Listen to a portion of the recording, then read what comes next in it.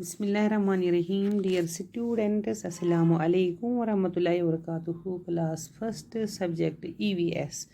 Topic parts of the body.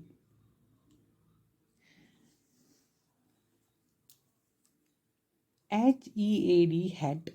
HEAD head guru head ka chesvana vani tayin podes vari latini. Head go kal FORE4 HEAD head forehead.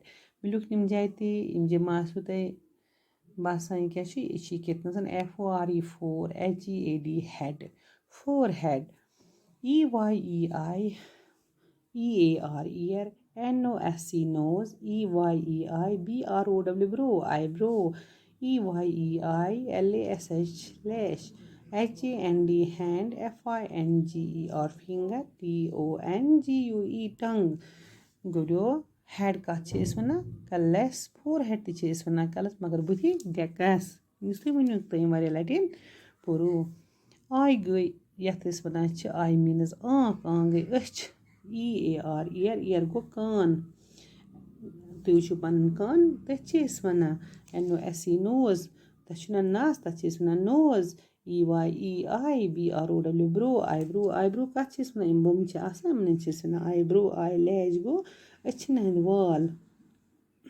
action panchina wall tum chesvana eyelash hand go at finger ge engage tongue ge zev tachina varelat ni ashna varelat ni pormat ithai karna parjo to ithi az gobro substraba assignment tum dizo me jawab soche samjhe dis gobro jawab dun HEAD head FORE4 HEAD head forehead EYEI EAR ear NOSC nose EYEI BROW brow eyebrow EYEI LASH lash HAND FINGER finger TONGUE tongue head forehead eye ear nose eyebrow eyelash hand finger tongue